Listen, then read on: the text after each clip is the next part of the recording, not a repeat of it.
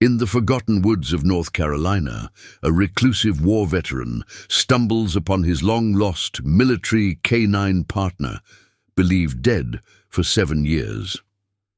As the two reconnect, they uncover a classified program that twisted loyal dogs into tools of silent warfare. With help from an old comrade and a trail of buried secrets, the veteran begins a dangerous quest to expose the truth and rescue others like his canine brother.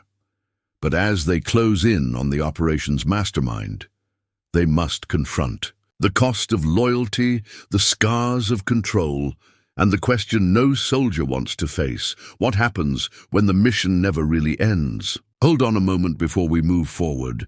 Let us know where in the world you're watching from, and if you're loving these stories, don't forget to hit subscribe. Tomorrow's episode is going to be absolutely mind-blowing. A dense mist crept between the trunks of longleaf pines, swallowing sound and blurring shapes in the quiet morning woods of North Carolina. Somewhere in that shrouded silence, a heart once forged in war, now beat slow and weary. Forgotten by the world he once bled for, Logan Barrett walked the same trail he had for years, boots pressing into damp pine needles, rifle slung lazily over his shoulder, not for protection, but for ghosts. But on this particular morning, something in the air was different. The kind of different a soldier feels before an ambush, the kind of silence that isn't still but waiting. That's when he heard it, faint, broken, almost not there at all. A whimper, not wind, not the woods. A sound of pain, of desperation, threading through the trees like a call no man could ignore. Especially not him. What Logan found would change everything. The Barrett land sat 50 miles outside Durham, hugging the edge of nothing in particular. Acres of forgotten soil patched with pine, bramble, and one cabin stubbornly refusing to rot. Logan had built it with his bare hands after the war. Simple, solitary. He'd traded rank for peace, medals for silence. At 47, Logan looked older than he was.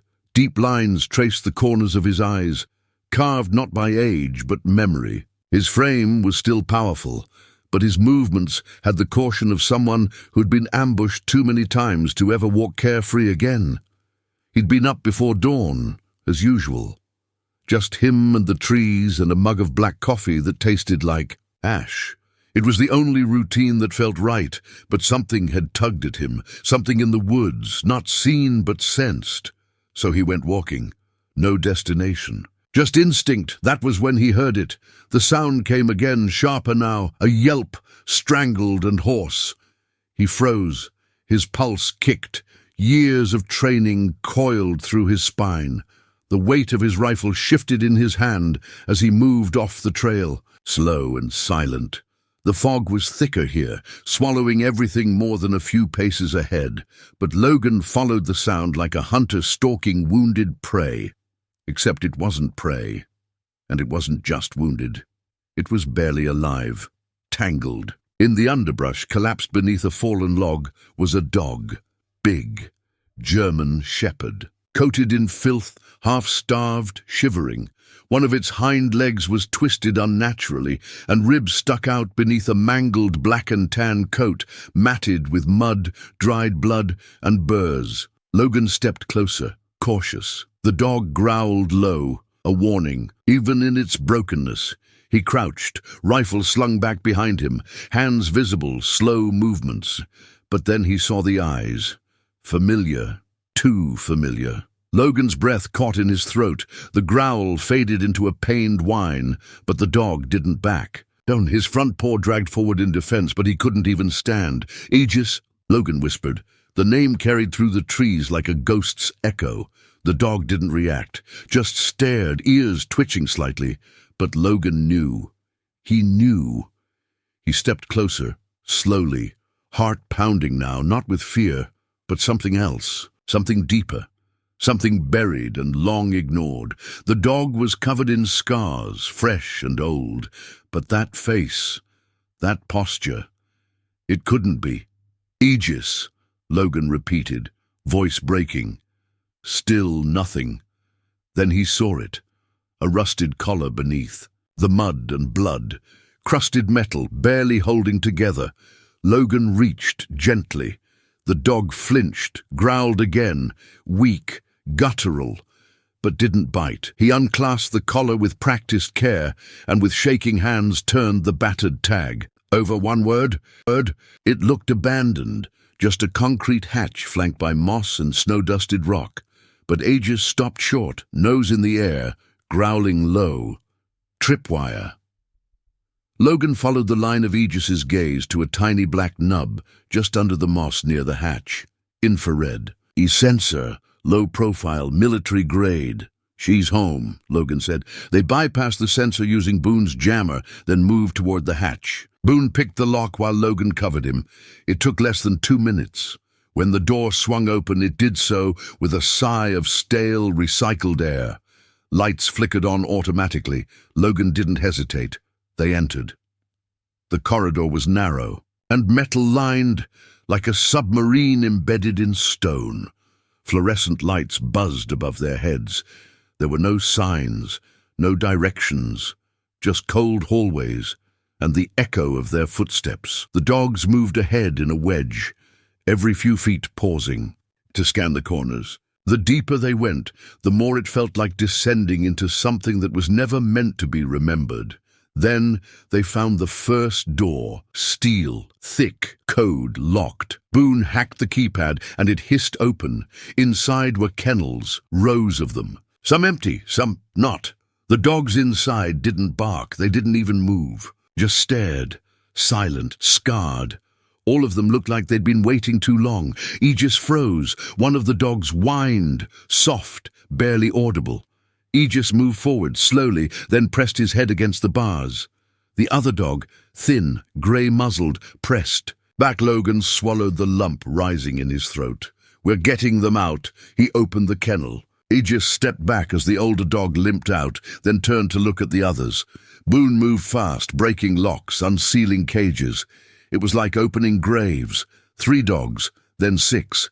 One by one they emerged, not barking, not wagging, just following Turton at. The far end of the room, another door, heavier. This one had no keypad, just a retinal scanner, now dark.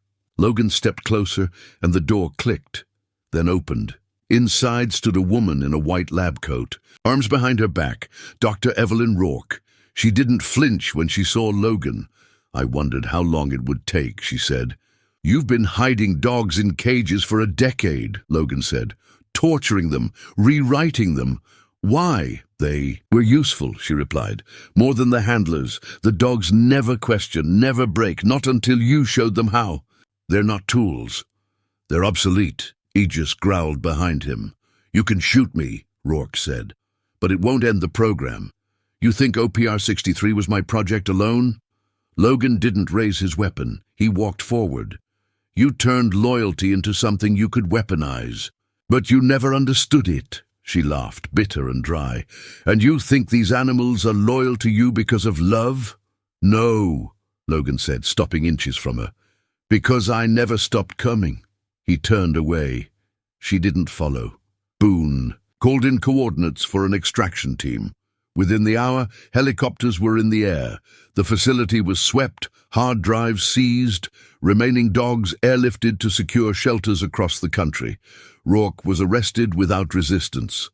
Outside, as the snow began to fall in slow, heavy flakes, Logan stood in the clearing with Aegis beside him. The rescued dogs formed a loose semicircle around them, watching, waiting, still unsure what freedom meant.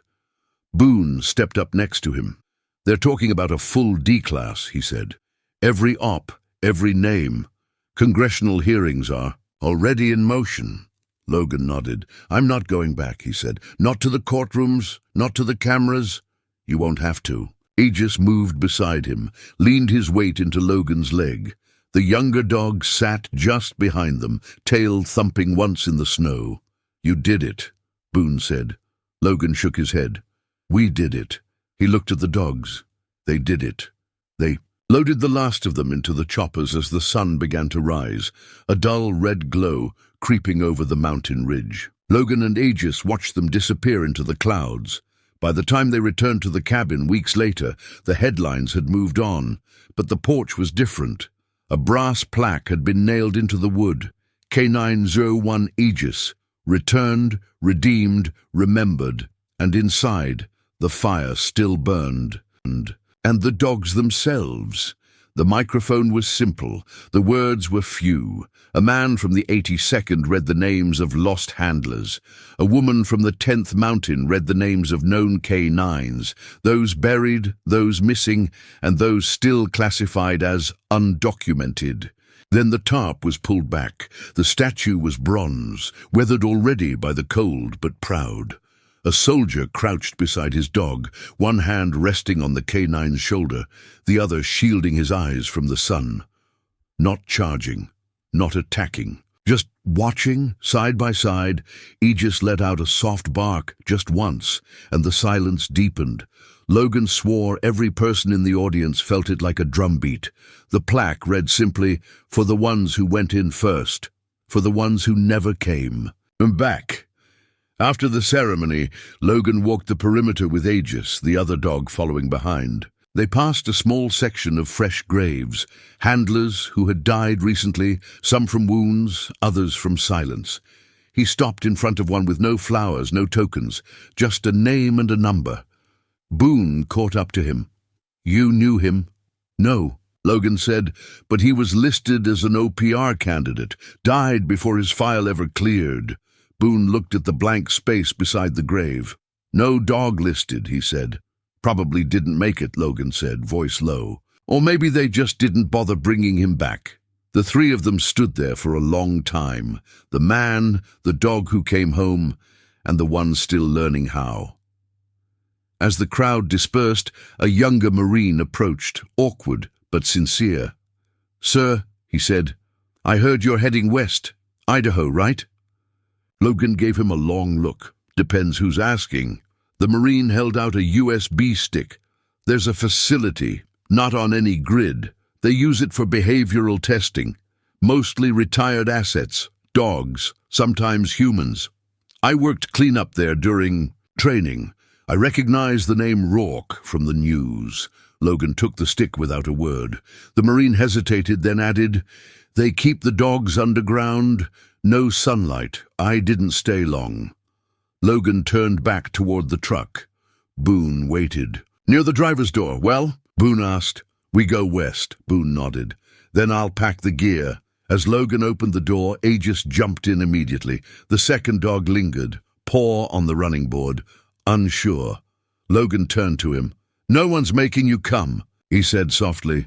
The dog looked past him toward the statue, then back at Logan, then jumped into the truck, curling beside Aegis. Boone smirked. "Looks like he's made his choice." Logan climbed in, hands on the wheel. "No more cages," he murmured. "Not for any of them." They pulled out of Arlington as the sky turned orange, the weight of memory pushing them forward, the mission no longer just revenge or truth. It was a rescue, and this time they weren't coming back empty-handed. The road twisted higher into the mountains of Idaho, narrowing until it was no more than gravel, clinging to the edge of a pine-covered ridge. The sky above had gone steel gray, threatening snow, and the only sound was the rumble of Boone's truck as it climbed toward a place that didn't appear on any map. Logan gripped the steering wheel, eyes locked on the tree line ahead. Aegis sat in the passenger seat, body tense, ears twitching.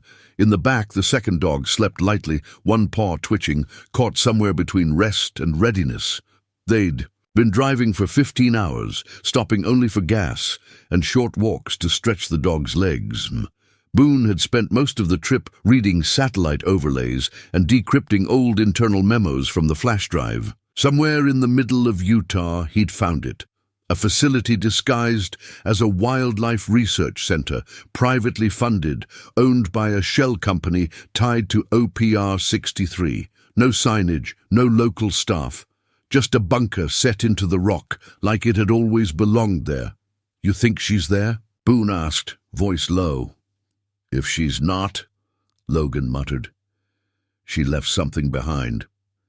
They parked just below the last ridgeline and continued on foot. Logan wore a pack stripped down to the essentials: water, gear, sidearm, bolt cutters, thermal blanket. Boone carried the heavier tools: drones, jammers, a backup radio.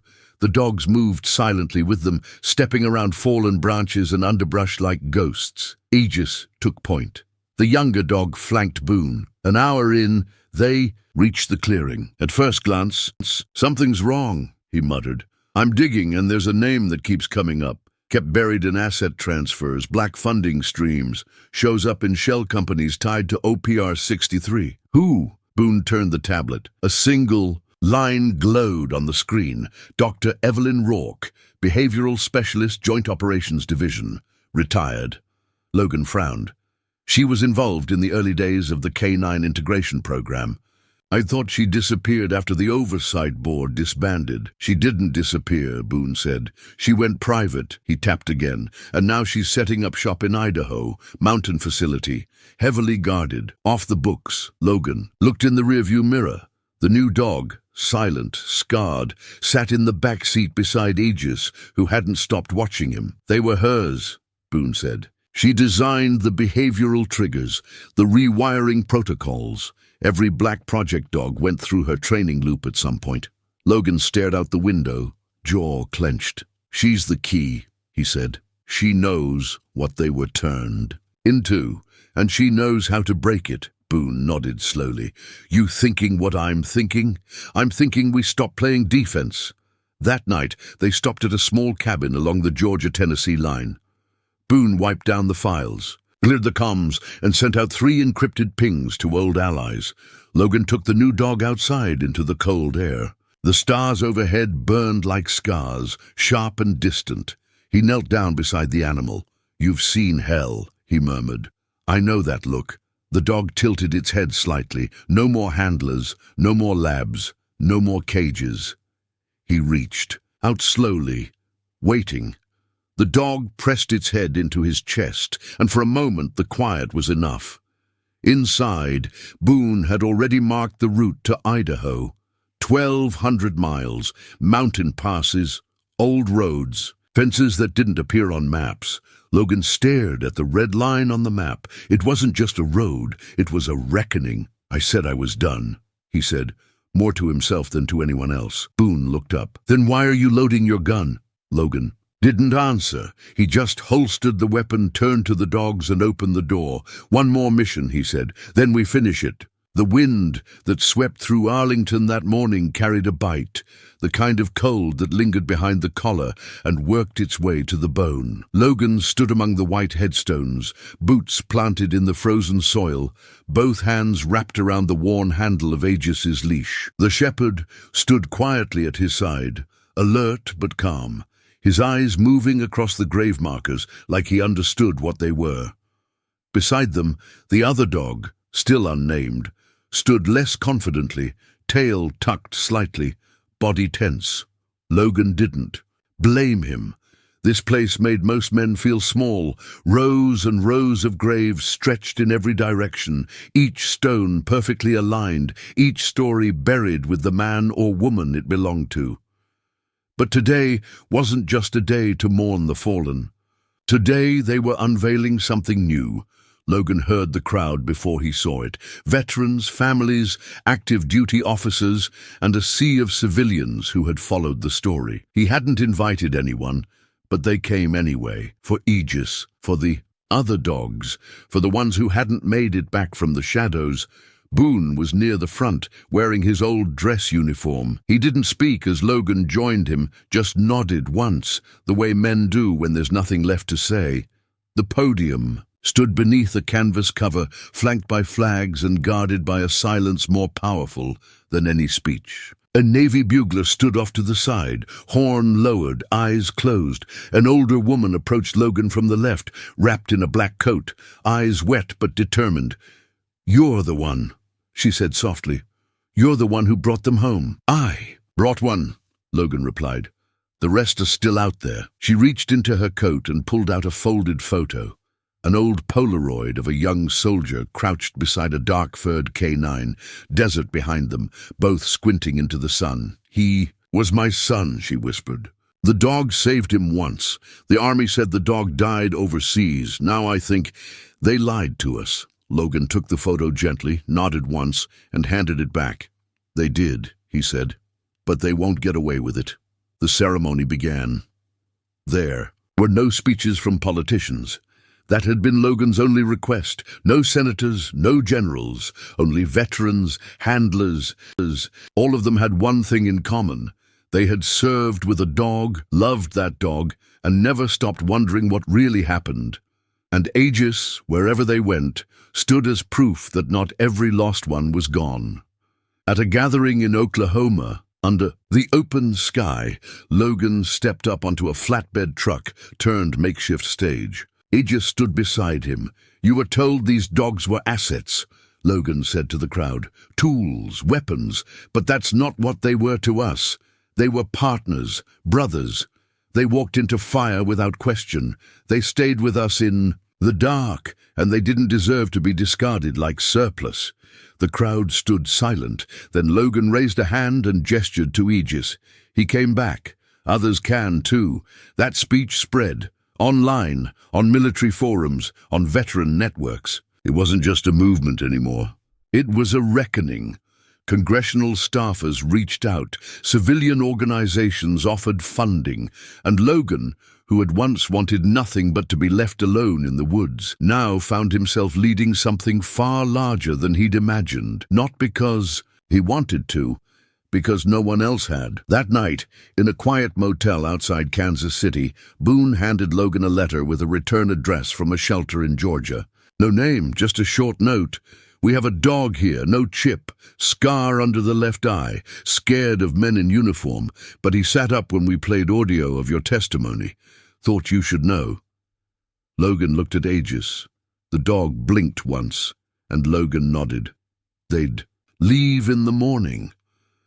The shelter in Georgia sat at the edge of a forgotten highway, flanked by chain-link fencing and backed by a pine thicket that looked like it hadn't been walked through in years.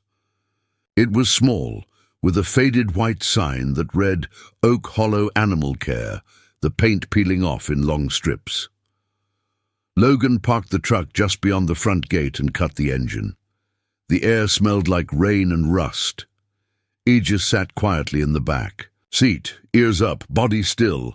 You sure about this? Boone asked from the passenger side. No, Logan said, but I know I can't ignore it. Inside, the shelter was quiet. Clean but overworked.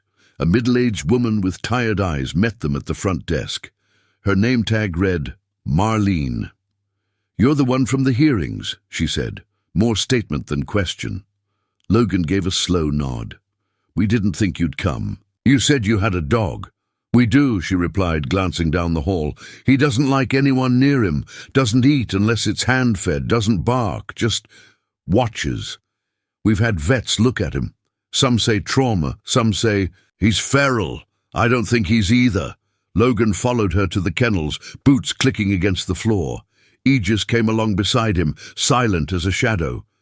As they neared the end of the corridor, Logan felt something shift.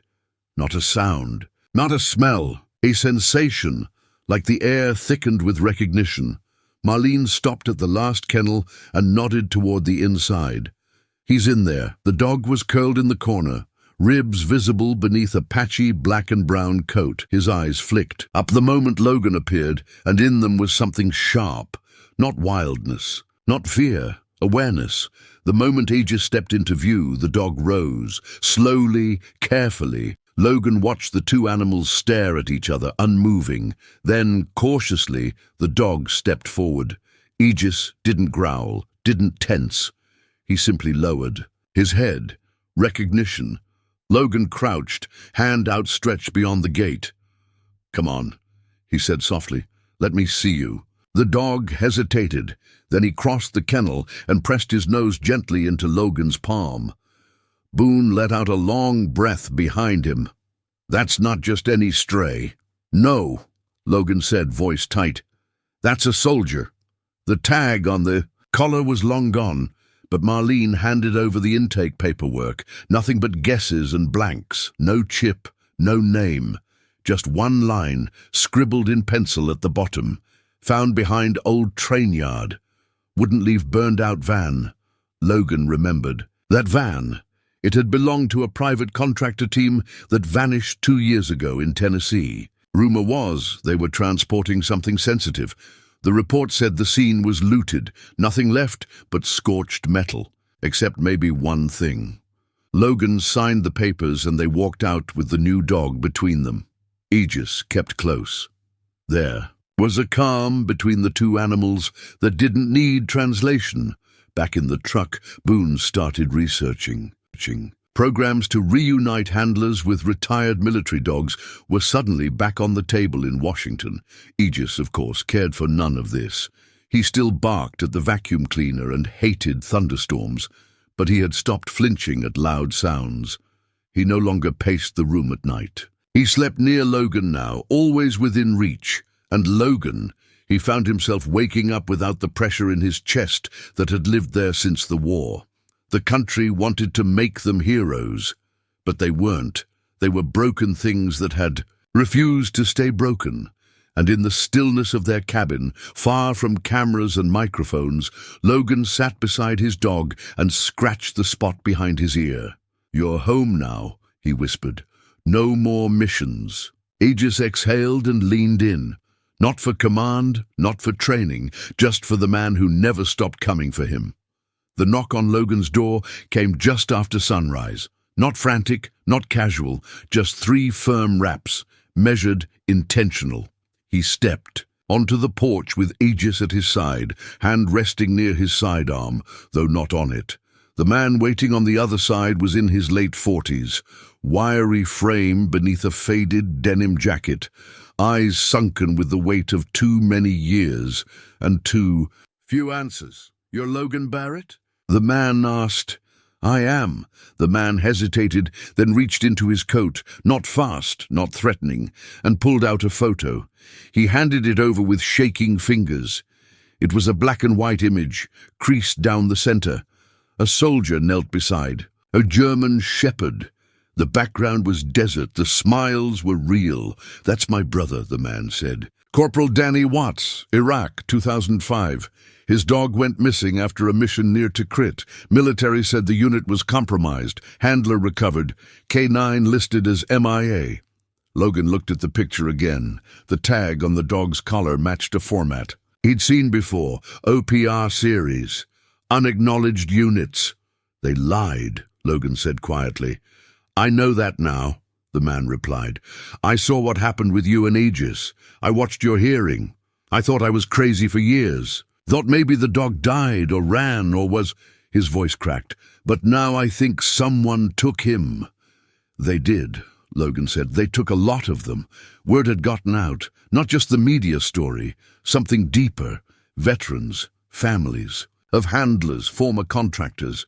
Emails began flooding Boone's inbox. Logan received letters, dozens at first, then hundreds. All with the same story in different words.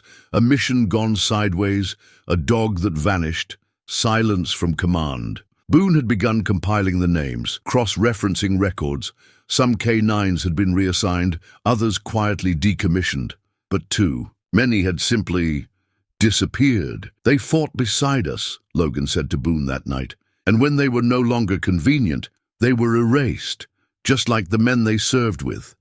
Boone nodded grimly. "We always knew OPR 63 wasn't just an experiment. It was a disposal unit. Test them, use them, then discard." Logan stared at the map on the table. Pins marked in red where dogs had gone missing, blue for confirmed survivors. Only 4 blue pins so far, including Aegis. He turned to the dog, now lying by the fire, head resting on his front paws. "We're not done." A week later, Logan and Boone hit the road in a rusted pickup loaded with gear and backup drives. Aegis rode in the back seat, eyes scanning every highway, every stop sign, every stranger. Their first stop was Missouri, where a retired handler named Carla Dupree had been trying for 6 years to track down her dog, Saber. She met them outside her farm with tears already in her eyes. "They told me he attacked a civilian and had to be put down." she said. But there was no body, no paperwork, just a voicemail from a blocked number. Boone found traces of Saber's ID number in a decommissioned facility outside Colorado Springs. Logan promised her they'd find out more. Next came a man in Arizona, Michael Reyes, former recon, who'd been discharged with a spinal injury and never saw his dog again. They said the adoption process was too complicated, he told them. Then I find out the dog was listed under a new name, given to a private security firm 3 months later. Everywhere they stopped, it was the same story. Loss, abandonment, lies, but also hope. Veterans began showing up at Logan's meetups.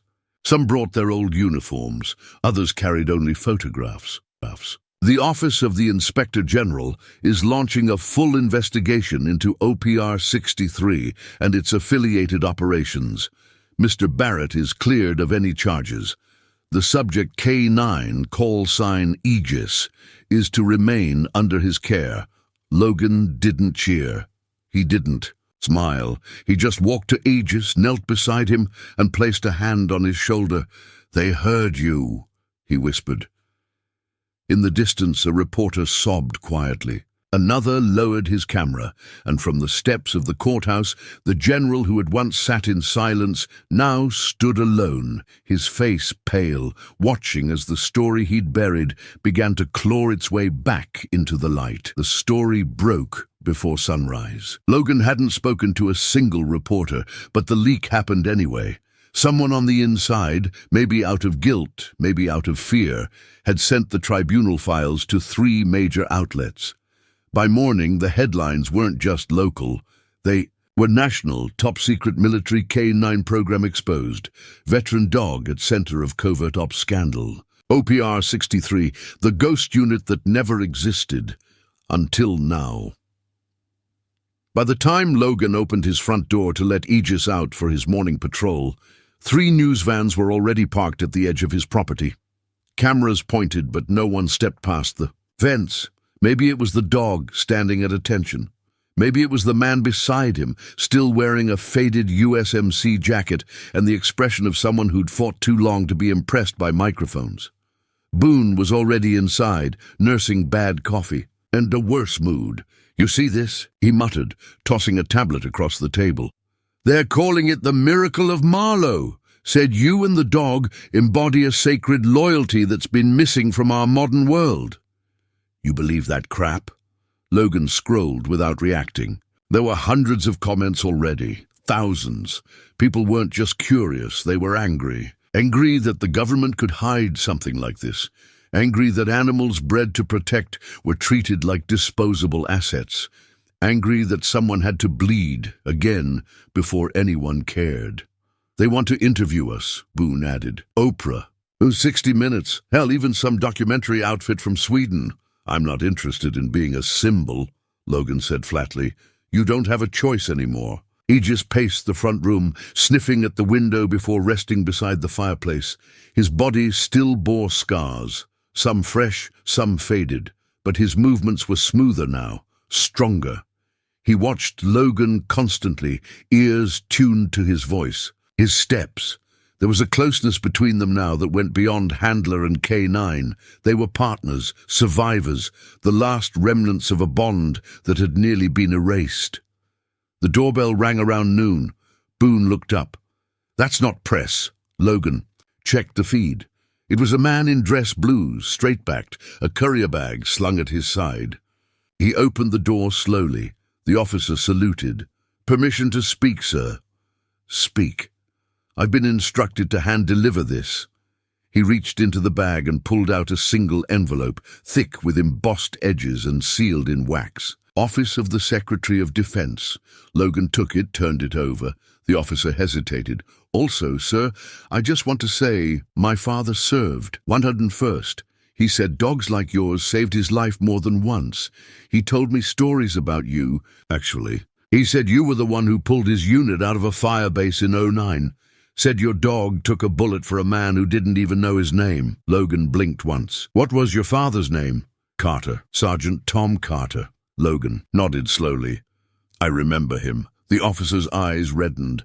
He passed last year. He would have wanted to thank you." Logan didn't say anything, just reached out and shook the man's hand.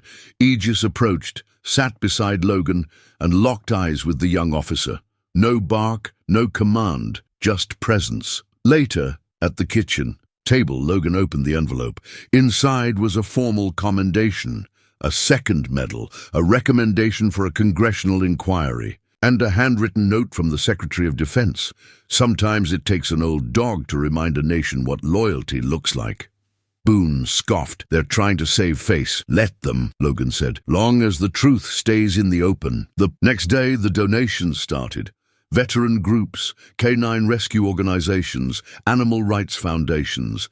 They didn't want to make him famous. They wanted to make Aegis a symbol. Statues were proposed, memorials, scholarships. They were pieces in a machine that had been grinding in silence for years. And now the gears were finally catching. Logan sat on a bench near the front steps, elbows resting on his knees, eyes locked on the doors. Inside, a military tribunal was convening for what they had called an internal review, though the press had already caught wind of something bigger. Cameras lined the barricades. Microphones like bayonets waited to stab truth out of the quiet. They wanted a story, a scandal, a headline. All Logan wanted was justice. Aegis sat beside him, harness on, badge clipped to the side with a simple label, Veteran Canine, Retired. He looked out over the parking lot with the same focused stillness that had once kept Logan alive in places they never admitted visiting. Boone stepped out of the building, adjusting the collar of a borrowed suit. "They're ready."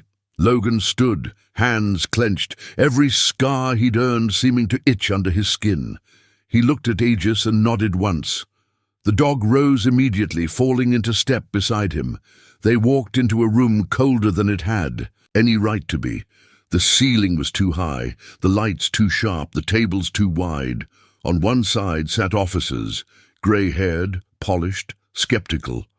On the other side were folders, evidence, paper trails of a program that was never supposed to exist. And in the center, a seat for Logan. He didn't sit, not at first. The lead officer spoke. "Mr. Barrett, today's proceedings are not a trial. They are an investigation into the actions of multiple individuals operating under covert authorization. You are here voluntarily, is that correct?" "Yes, sir." "You have submitted classified files regarding a canine military unit referred to as Aegis, allegedly subjected to unauthorized experimentation under a program labeled OPR-63. Do you stand by this?" "I do."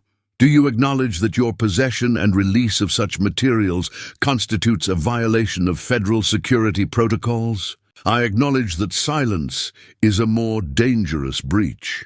There was a pause, then a signal was given, and the projection screen behind the panel lit up. The footage began to roll. It was one of the videos from the flash drive, grainy black and white surveillance from inside a concrete facility.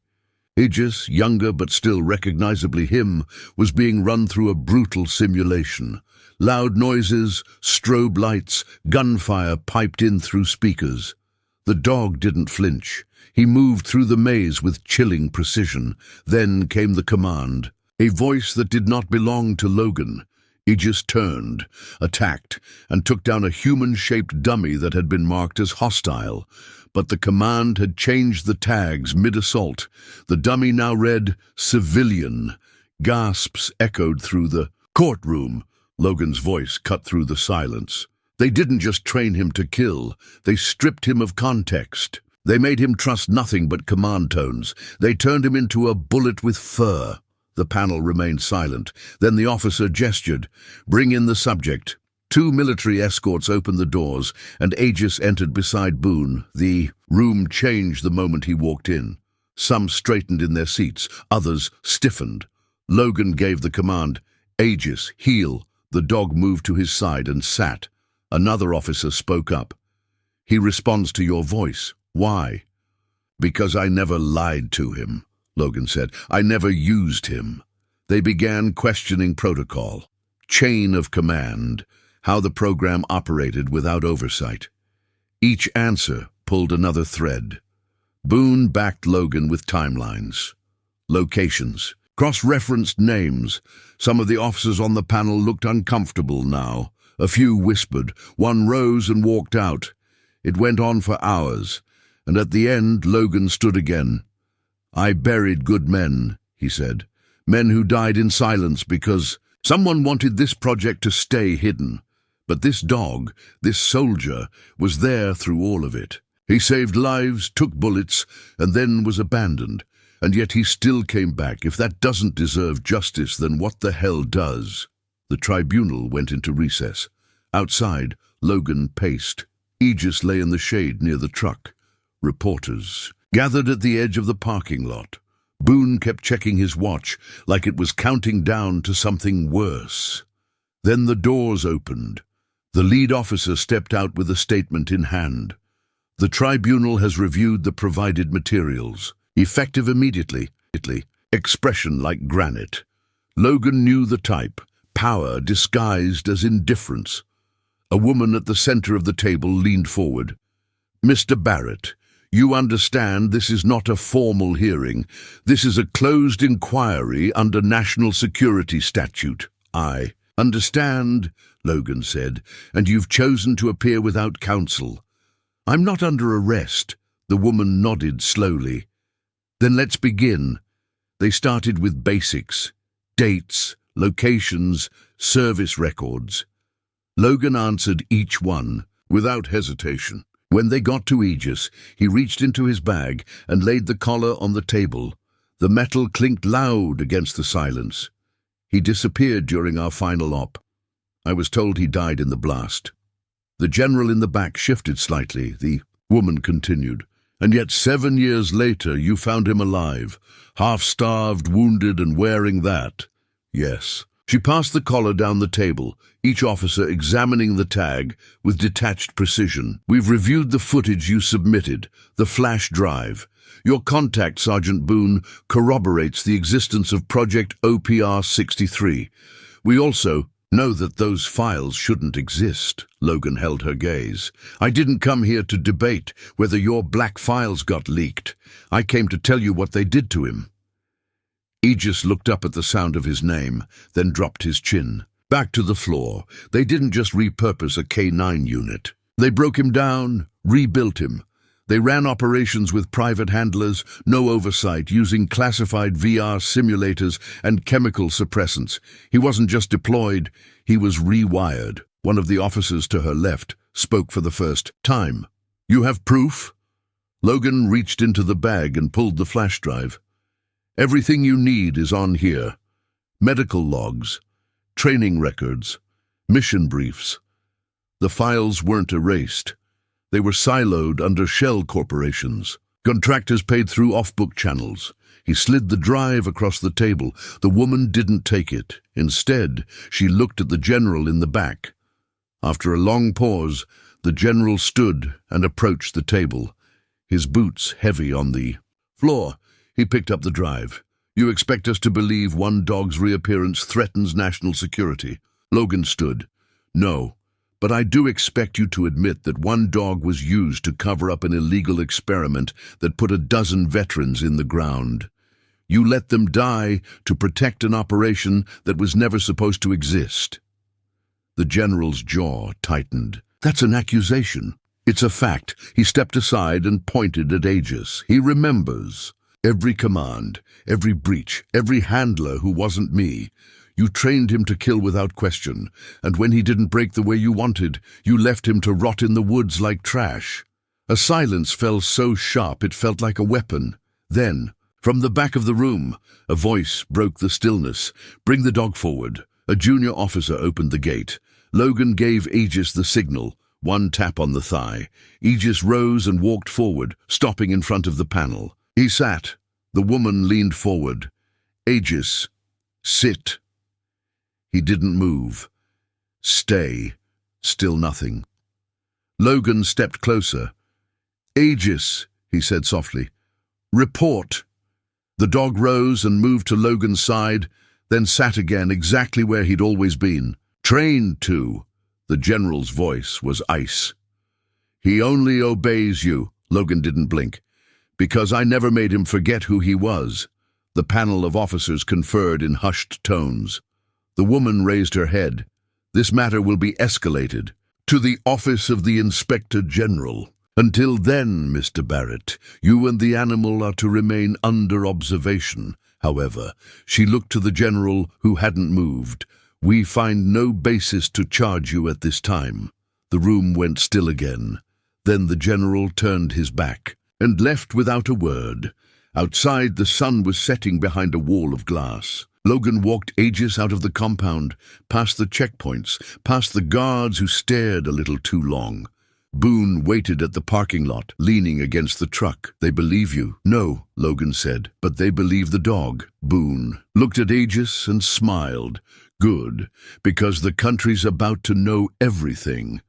The air outside the courthouse was heavy with tension, even though the building itself was wrapped in the illusion of order. Brick walls, tall windows, flags that barely moved, but the people moving in and out of those doors weren't just observers today. Logan's gut twisted. He raised the scope and scanned the man's face. No markings, no emotion, but the stance was familiar. Military, handler class, likely ex-Black Ops. He was speaking to Aegis, low and rhythmic. Boone's voice came through. The earpiece again. I got eyes on a thermal signature west of you. 5 bodies, vehicles matching private contractor specs. They're prepping a bird. You've got minutes. Logan steadied his breath, lowered the rifle. Aegis wouldn't survive a firefight between handlers. Not like this. And if he killed the wrong man, he'd lose the only link to getting the dog back for good. So he did the only thing he could. He stepped out into the open, hands raised. No weapon. The man turned. 3 rifles lifted toward Logan instantly. Safety's off. He ignored them. Eyes on Aegis. The dog's ears lifted slightly, recognition flickering, but nothing more. I'm not here to fight, Logan said. I just want my dog. The man in the coat stepped forward, calm, collected. He's not your dog anymore, he said. Logan's jaw flexed. He was mine before you rewired him. I know his name. I know the missions. I know what you did to him. The handler tilted his head. You think this is about possession.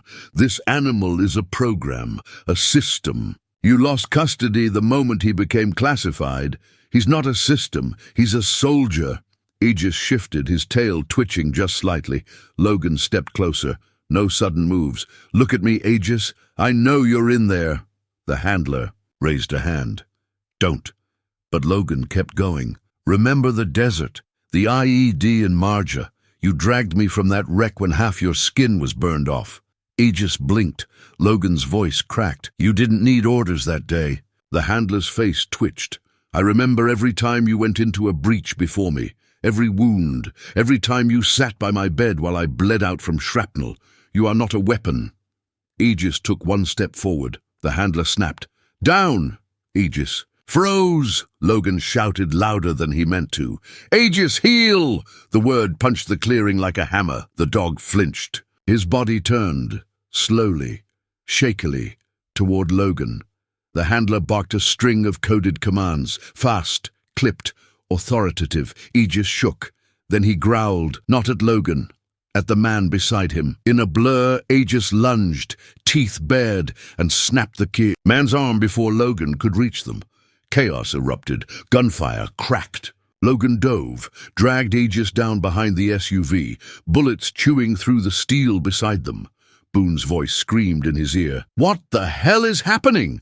Logan fired twice, dropped one of the contractors flanking their left, the rotor. Wash of a helicopter began to spin overhead. Extraction inbound, Boone shouted. Get out now! Logan grabbed Aegis by the harness and sprinted toward the trees, rounds snapping past his head. He didn't look back. Didn't need to. Aegis ran beside him, not because someone told him to, because he chose to. The federal complex in Quantico smelled like steel, paper, and the faint antiseptic sting of government secrets. Logan sat in a narrow waiting room with no windows, his boots caked with dried mud from the Appalachians, a heavy duffel at his feet, containing both the flash drive and the bloodied collar Aegis had worn when he'd first reappeared. Across from him sat a stone-faced Marine Corps liaison who hadn't spoken since escorting him through the fourth layer of security. Aegis lay at Logan's side, tail flat against the linoleum floor. He hadn't barked once since they arrived. His body was tense, eyes locked on every corner, ears twitching at every shuffle of shoes or click of distant doors. He remembered this place, not this exact building maybe, but the texture of it.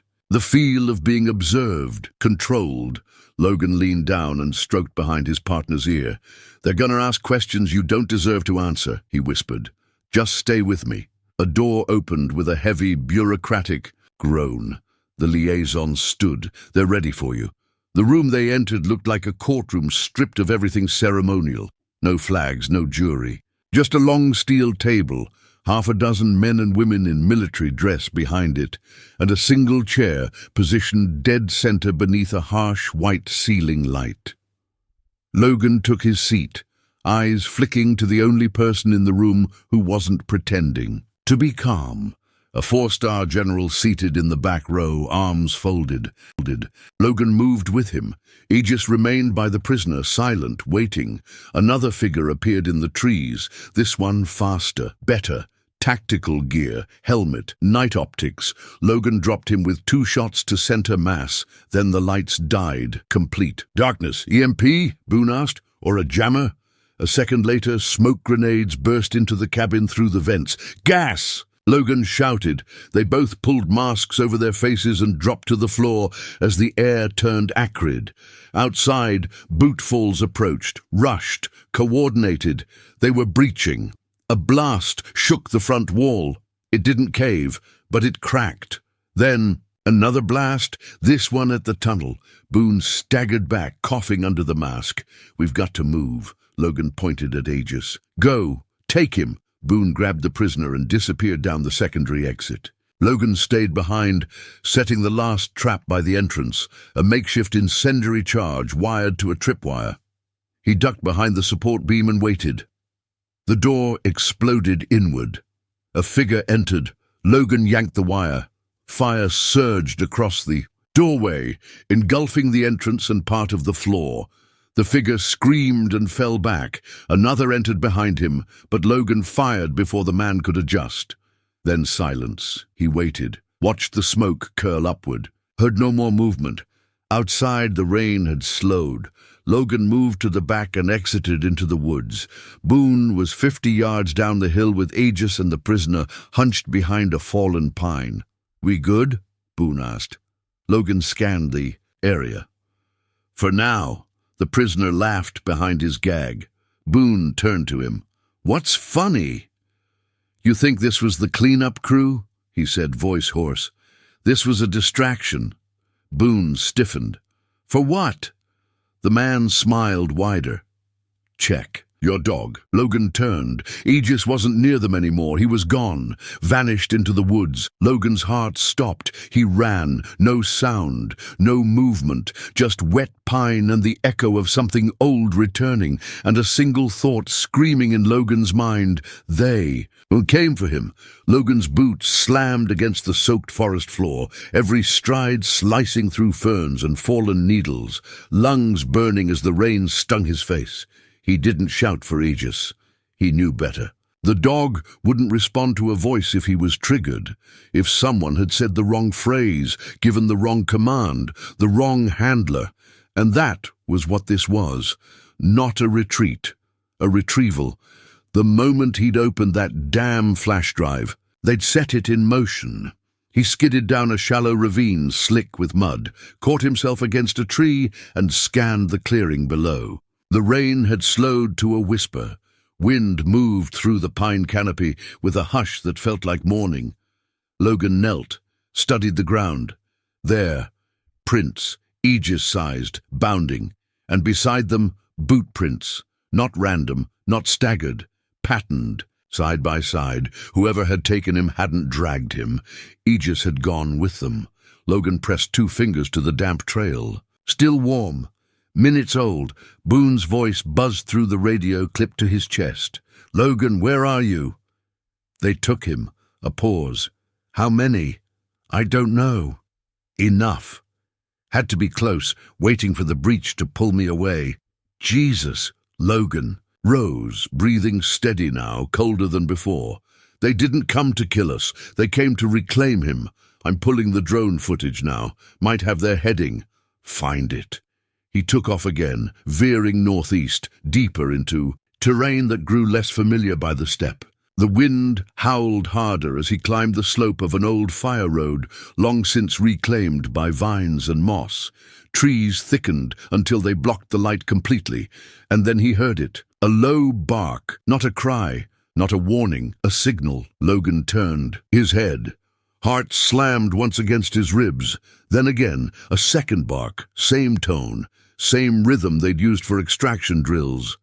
He wasn't gone yet. Logan followed the sound down the ridge, weaving through deadfall until the trees opened up to a clearing ringed by black SUVs with their lights off. Tactical men moved between them like phantoms. Logan ducked and crawled behind a boulder, rifle tight to his chest. Then he saw him, Aegis, standing beside a man in a rain-slicked black coat. The man held no leash, just his hand extended, palm open, near Aegis's face. The dog wasn't restrained, wasn't fighting. He looked calm, blank, like someone had flipped a switch. He saw the figure break cover. A man in black tactical gear, silencer-equipped rifle slung across his chest. Not military. Private. Movement too sharp, too precise for a freelancer. He was 30 yards from the dugout when Logan stepped out behind. Him! Drop it! Logan barked. The man turned fast, too fast, and the silenced rifle swung up. Logan fired first, one shot. The figure collapsed into the leaves. Logan moved in, checked for movement, then flipped the body over. The man was still, alive barely. A round through the shoulder, not fatal, but enough to end the fight. He was young, late 30s, clean shave, no ID, no markings. Just a data chip pinned beneath the collar of his vest. Boone arrived seconds later, Aegis flanking him with teeth bared. "You sure you didn't kill him?" Boone asked. "He's breathing." Logan yanked the data chip from the vest and held it up. "Let's see what our friend here was carrying." Back inside, Boone ran the chip through his offline system. It contained coordinates, team assignments, encrypted orders, and one chilling file with a single label, Terminate K901, if recovered. Boone read the rest and sat back, eyes wide. They weren't just tracking him. They were setting traps in multiple states. If we hadn't gotten to him first... Logan didn't need him to finish the sentence. Aegis lay near the wall, head low, eyes still watching. And outside in the cold, the first rain began to fall, washing the blood into the soil. The rain came harder by the hour, beating down on the top roof of Boone's dugout cabin like a warning whispered from the sky. The prisoner was zip-tied to a support beam near the back wall, still unconscious. Logan had patched the man's shoulder just enough to keep him alive. They weren't looking for a corpse. They needed answers, names, a thread they could pull to unravel everything OPR-63 had hidden for nearly a decade. Boone was at the workbench, scanning the last of the decrypted files from the recovered data. Chip. Every few minutes he paused, rubbed his eyes, and muttered something about names he hadn't heard in years. Names that shouldn't be in the same folder. Civilian contractors, shadow funding, signatures from intelligence agencies that were supposed to be extinct. They built this whole operation like a ghost city, Boone said, pulling up another map. No center, no origin point. Everything's outsourced, scattered, deniable. They didn't just want to create weapons. They wanted no one left to blame. Logan leaned against the frame, arms crossed, watching Aegis. The dog sat at the tunnel entrance, ears twitching with every rumble of thunder. He hadn't moved much, but Logan could see it in his posture. He was waiting for something, a signal, a threat, or maybe a memory. "They'll come," Logan said. Boone nodded. "The second he doesn't check in, they'll assume compromise. We ready? As we'll ever be." They fortified the cabin fast. Boone's explosives went into the claymore shells at each approach vector. Logan checked sight lines, planted tripwires, reloaded every weapon they had. The prisoner stirred once, eyes fluttering open, lips crusted with blood. He looked at Logan and smiled faintly. "You think this matters?" he whispered. "They're not coming for me. They're coming for you." Logan said nothing. Aegis growled by. 3:09 a.m. The motion sensors tripped. 4 hits, 1 to the west, 2 to the north, 1 trailing behind. Boone moved to the window slit, rifle raised. Standard 4-man recon, testing for perimeter weaknesses. Logan clicked the safety off his weapon and moved into position behind the front wall. "They'll push hard and fast. They don't want us alive." Boone glanced at the prisoner. "We've got something they want more." As if on cue, the first shot rang out. Suppressed, controlled, it punched through the wooden edge of the wall just above Boone's head. "Contact," Boone muttered, ducking. Then the floodlights popped on, Logan's rigged halogens igniting. The tree line with a sudden, blinding flash. A shadow darted across the clearing. Logan fired once. A scream echoed back. Then chaos. Rounds began to shred the earth in front of the dugout, popping off rocks and splintering stumps. One of the claymores went off with a thunderous blast, sending a plume of fire into the trees. A body cartwheeled into the open before slamming still into the mud. 3 left, Boone said, shifting to cover the east side. Silence, and the promise that anything they touch disappears, but they don't like loose ends. "Like a dog that survived," Logan muttered.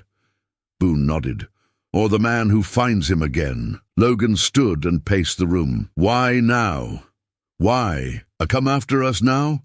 "Because someone's pulling the plug on OPR 63, Boone said. "They're tying off everything, and you, my friend, just untied the last knot." Logan picked up the flash drive and clenched it in his fist. "Then we burn them down before they do it to us." Boone stared at him a long moment, then smiled. "I thought you'd say that." The scent of burned coffee drifted through the small dugout cabin as Boone shut down the laptop and pulled the flash drive, sealing it back into the metal box with quiet precision. Logan stood by the window slit, scanning the pines as Aegis slept. Near the doorway, one eye cracked open, always listening. Neither man had said much in the last hour. The images on the screen didn't leave room for easy conversation. "They were using him as a weapon," Logan said finally, low and cold. "Not just training. They rewired his instincts." "Because he was effective," Boone muttered. "Too effective. That dog completed operations a 6-man team wouldn't walk away from. You think the brass wanted that kind of tool to vanish into retirement with you?" Logan didn't respond. His fingers clenched tighter around the side of the window frame. "Once they had him," Boone continued. "They erased him, changed his ID, renumbered his data, buried him under so many shell codes even I couldn't find him again. Until now, you think someone inside turned, or someone outside got cold feet. Doesn't matter." Boone turned. "They know he's with you, and now they know you've got the files. You're not running anymore, Logan. You're bait." Logan nodded once. "Then let's make them bite." They spent the next hour setting up a perimeter around Boone's hideout. Boone had lived like a ghost for over a decade, and it showed. Trip lines made of fishing wire laced the tree line.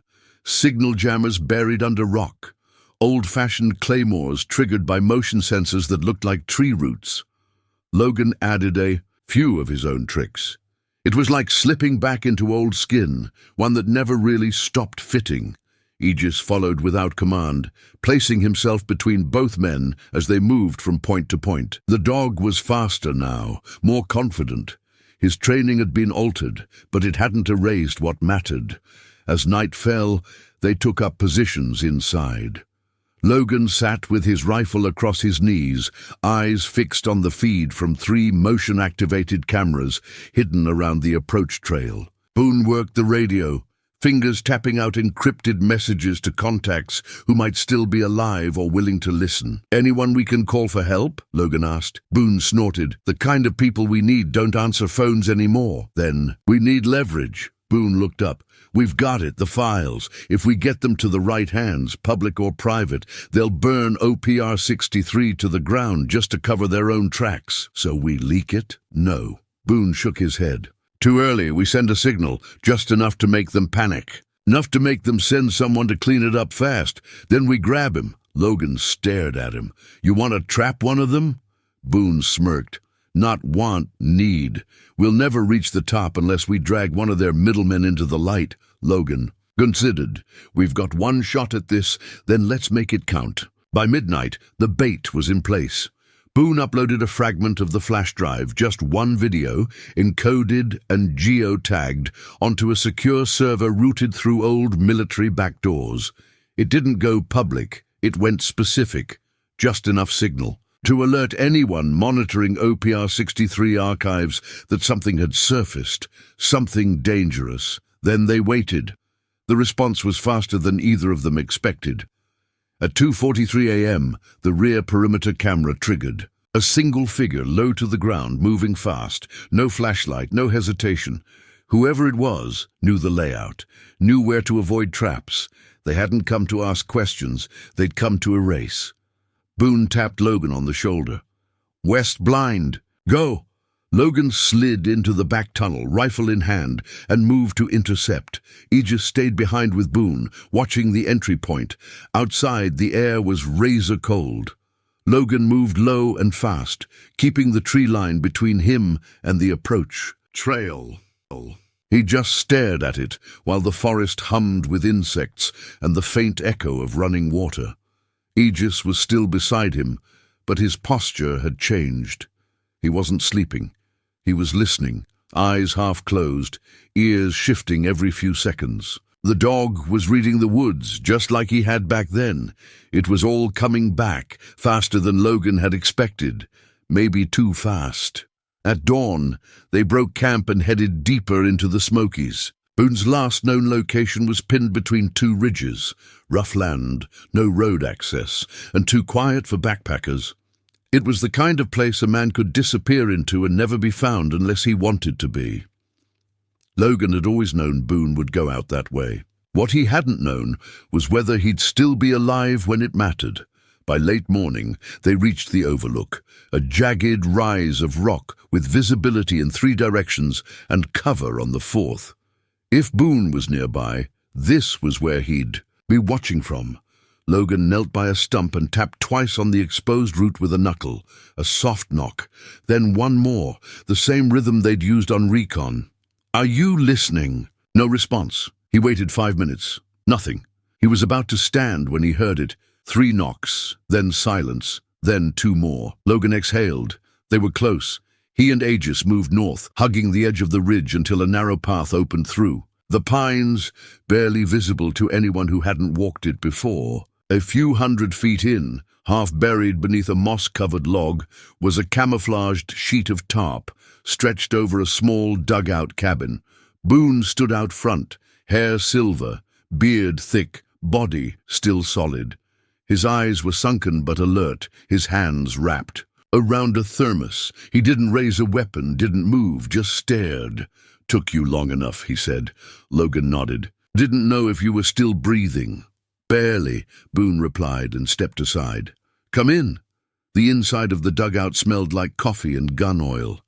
Maps lined the walls, pinned beside faded satellite images and printed photographs. A generator hummed low behind the cabin, muffled by layers of insulation. Boone sat at a table, pushed aside a folder, and looked at Logan with something between suspicion and relief. "Who knows you're here?" "Only the people following me." Boone didn't flinch. "You brought him." Logan looked down. Aegis had entered without being told, sat near the door, and now scanned the room like he was building an exit plan. Boone stared at the dog for a long time. "That's him. Damn, I didn't think he'd survived." "Neither did I," Logan said, and placed the metal box on the table. Boone's eyes narrowed. "Where'd you get that?" "It was dropped outside my camp." "Tracked?" "Probably." Boone opened a drawer, pulled out a portable signal scanner, and ran it over the device. No blips. He nodded once and flicked the latch open.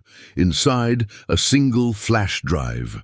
He plugged it into an offline laptop and ran the contents through a decryption program buried beneath layers of false documents. As the files opened, Boone muttered, "Son of a bitch." The first document was a report, OPR-63 Field Application Test, Phase 3 below that. Handler units detached. Canine units reassigned without knowledge or consent. Psychological reconditioning initiated. All successful subjects marked as non-recoverable, and beneath that, a file marked with Aegis's service number. Boone clicked, the screen filled with photos.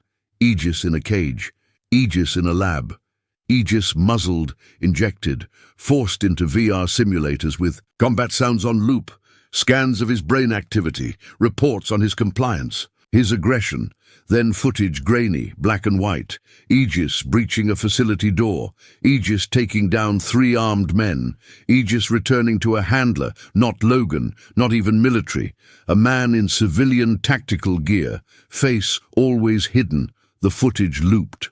Logan stared, jaw clenched. Boone looked at him. They used him, not just for missions, for testing, behavior modification, emotional suppression, obedience under chemical influence. Logan's voice was hollow. They broke him. No, Boone said quietly. He's still here. He remembers you. That means they didn't finish the job. Logan looked down at the dog. Aegis was staring at the screen. No growling, no panic, just watching.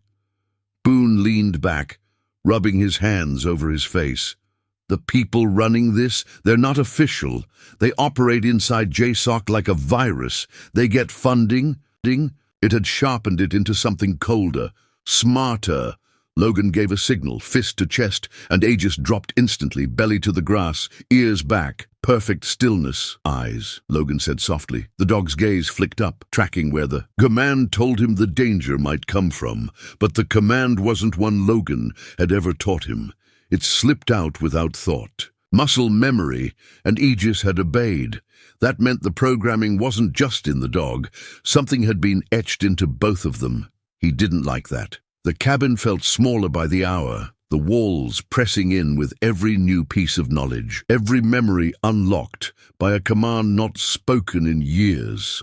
Logan grabbed his pack, reloaded his sidearm, and checked the satellite map Boone had encoded into the drive Maria gave him. The mountain coordinates were 2 days out if they went quiet. No roads, just trail. He didn't bother calling ahead. If Boone was alive, he'd already know Logan was coming. They left at noon, heading north through the dense pines. Aegis moved with more purpose now, as if he knew the trail without needing to see it. Logan didn't ask questions, he just followed. By sunset, they were 3 miles into the forest and well beyond the reach of phone signals or chance encounters. The world here felt older, like it had forgotten the noise of cities and war. But the peace didn't last. It started with the drone. Logan didn't hear it, not at first, but Aegis stopped dead in his tracks and turned his head slowly, skyward, a soft hum, too faint to be natural. It passed above them, fast, quiet, deliberate. Logan pulled Aegis into the underbrush and stayed low. The drone circled once, then vanished. He waited 10 full minutes before rising. They kept moving. An hour later, they found the track. Deep in the soil, a man-sized boot. Wide gate, heavy pack, but fresh. Hours old. Someone else was out here. They followed it for nearly a mile before it veered east and disappeared into a hollow washed out by old rain. Logan marked the spot with a broken branch and kept moving, eyes scanning, ears tuned. Then at the edge of the creek bed, Aegis growled. Not loud. Low warning. Logan crouched, rifle raised, 50 yards ahead. Standing partially behind a twisted oak was a man, full camo, face shadowed by a hood, still watching. He wasn't hiding. He wanted to be seen. Logan didn't move. The man raised his hand slowly, 2 fingers in a V, then circled over his chest. Old code, not military. OPR. Aegis stiffened. Teeth bared. Logan's voice was flat. Identify. The man said nothing, just turned slow and smooth and walked into the trees. Logan didn't chase him. He couldn't. The code the man had just used wasn't common. It was part of a defunct program Logan had been briefly exposed to before he turned it down. Back when they'd approached him with the OPR 63 offer, he'd said no. Others hadn't, and now one of them was following him. When they made camp that night, Logan didn't build a fire. Just laid out a blanket, watched the trees, and cleaned his weapon under moonlight.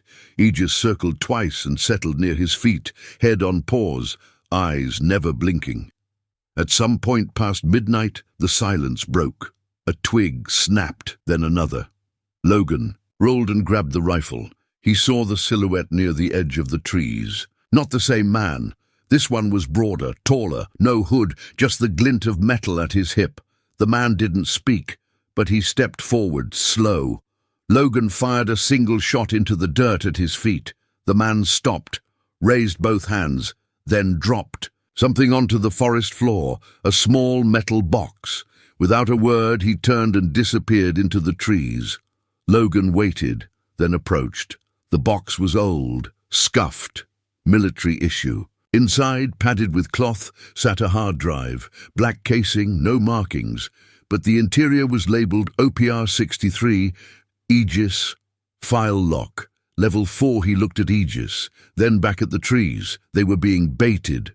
Someone wanted him to open this. Someone else had warned him not to. And now the only man who might know the truth was still another day away, deep in the mountains, if he was even alive. But Logan knew one thing. They weren't alone out here, and they were running out of places to hide. Metal box sat on Logan's knee like a weight out of time. He didn't open it that night. No barking now. Just that low, intelligent quiet Logan remembered from their time overseas. It was like the dog was waiting, like he'd already understood what Logan was about to do. They had to train, not for muscle memory, but for survival. Outside, the sun was slow to rise, pushing shadows out of the trees inch by inch. Logan stepped into the frost-bitten clearing behind the cabin and let out a sharp whistle. 3 notes. A pattern. Aegis rose, limped to the back porch, then stopped. His body tensed, tail stiff. Logan gave the old command again. On me! The shepherd moved slower than before, but his steps were exact. He halted 1 foot behind Logan's left boot. Just like the drills, just like the war. Stay. Logan walked 10 feet forward, turned. Aegis, come. The dog hesitated, his head tilted. Then 1 leg at a time he moved forward and stopped just in front of Logan's boots. Sit. The moment stretched, then the dog sat. Logan's throat tightened. 7 years gone, and yet it was all still there.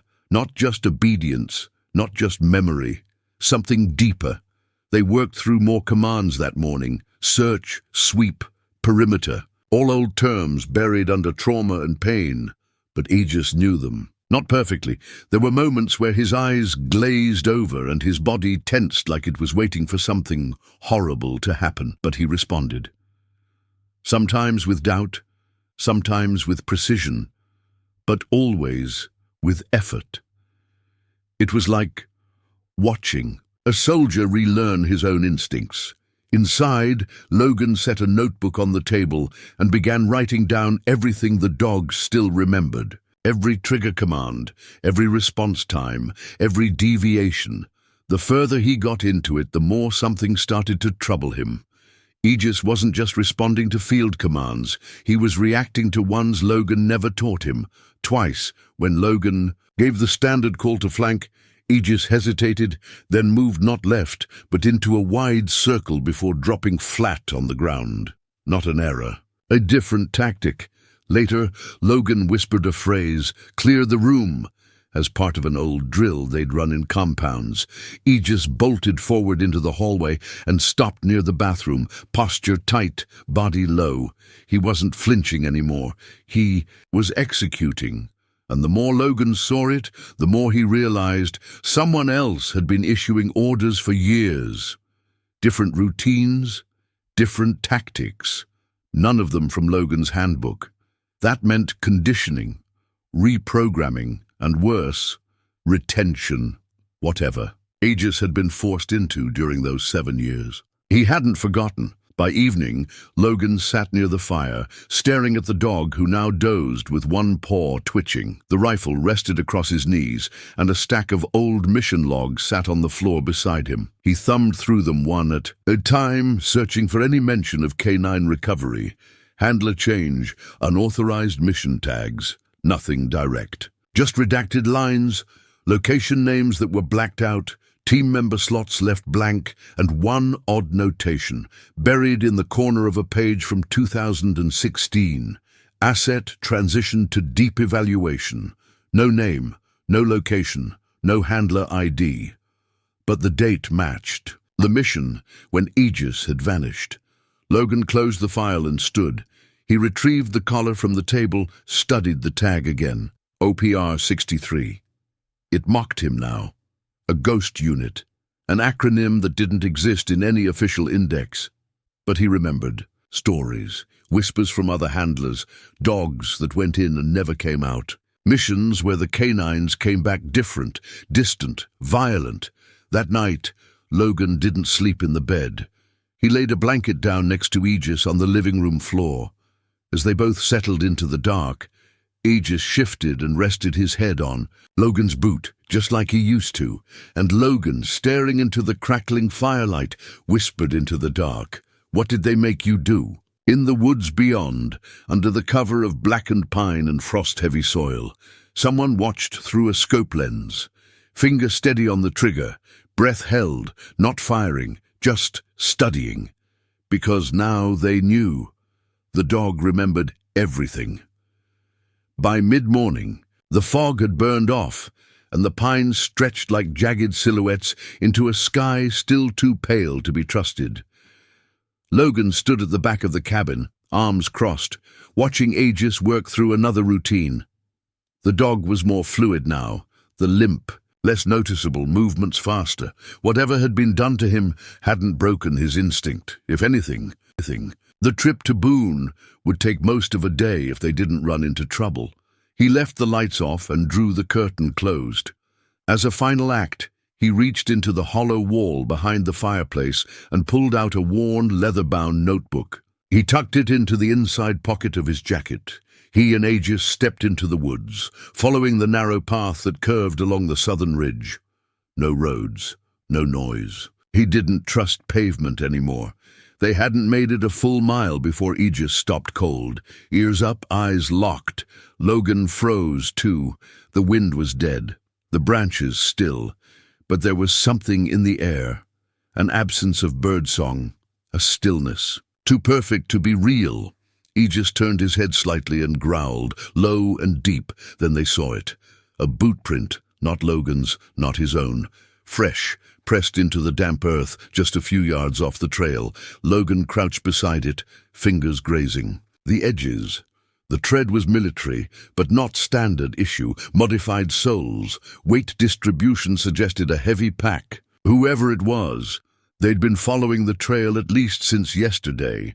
He stood slowly and drew his sidearm, gesturing for Aegis to flank left. They moved silently, just like they had in Fallujah, in Kandahar. In a dozen places no one would admit they'd been. 10 minutes later, they found the first sign. A low branch snapped, too clean to be natural. Then a second boot print, smudged, half-hidden under a fresh scatter of leaves. They weren't just being followed, they were being circled. Aegis growled again, louder now. His head turned hard toward a thicket of brush that led to an old hunter's trail Logan hadn't used in years. Then Logan saw it, the cabin. His cabin. In the distance, they were back at the start. His jaw locked. The trail had looped. Whoever had laid those prints had done it on purpose. Drawn them away, then sent them back home. Logan sprinted, Aegis at his side. When they reached the clearing, the cabin door was open. Just slightly. The wind, or someone, had left it ajar. He didn't hesitate. Gun drawn, he kicked the door open. With one boot and swept the room, empty, but not untouched. The kitchen drawers were open. The bed flipped, the curtain torn down, and carved into the far wall just above the table were 7 letters, silence. The word was cut deep, with something heavy, a blade maybe, something that took time. Logan turned as Aegis began barking at the bedroom door. Then he saw the muddy prints, heavy boots. Someone had stood there watching the room, watching the bed. The message wasn't subtle. He went to the front door and stepped outside, scanning the perimeter. That's when the shot rang out, sharp, muffled, close. It struck a tree, just inches from his head. He dove to the side, rolled and crawled behind the truck. Aegis followed, teeth bared, barking like a wild thing. Another shot. This one hit the porch beam and exploded splinters across the doorframe. Whoever was shooting had a suppressor and knew how to aim, but they weren't trying to kill. They were herding. Logan peeked through the truck's back wheel and scanned the woods. Nothing. Then, off to his left movement, a flicker of camouflage, just for a breath. Then gone. He and Aegis stayed behind cover for 3 full minutes before the stillness returned. Logan rose slowly, gun ready.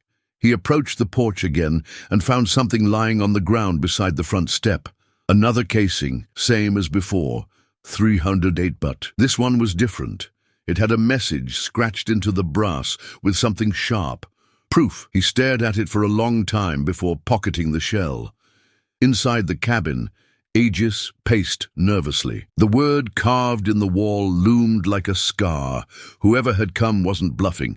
They weren't just watching, they were letting him know that everything he thought was buried still had teeth, and the next time they wouldn't miss on purpose. Logan nailed a sheet of plywood over the carved word before the sun rose. He didn't want to look at it anymore, not because of fear, but because of what it triggered in him. There was something about that word, silence, that crawled down into the parts of his mind he'd trained to lock away. It wasn't just a warning, it was a command, one he'd heard before, one that had followed him back from missions no one spoke of and briefings where names were never used. Aegis sat near the door, watching him with steady eyes. Just after midnight, Logan took his rifle and stepped onto the porch. The trees were darker than usual, the moon barely a sliver through the clouds. He scanned the edges of his land, looking for anything that didn't belong, shifts in the wind, shapes that didn't move right, sounds that echoed wrong. That's when he saw them, headlights far off, just beyond the hill where the gravel road dipped. A vehicle had pulled onto the edge of his property, lights dimmed but visible. It didn't move, it just sat there, engine off, watching. Logan didn't move either.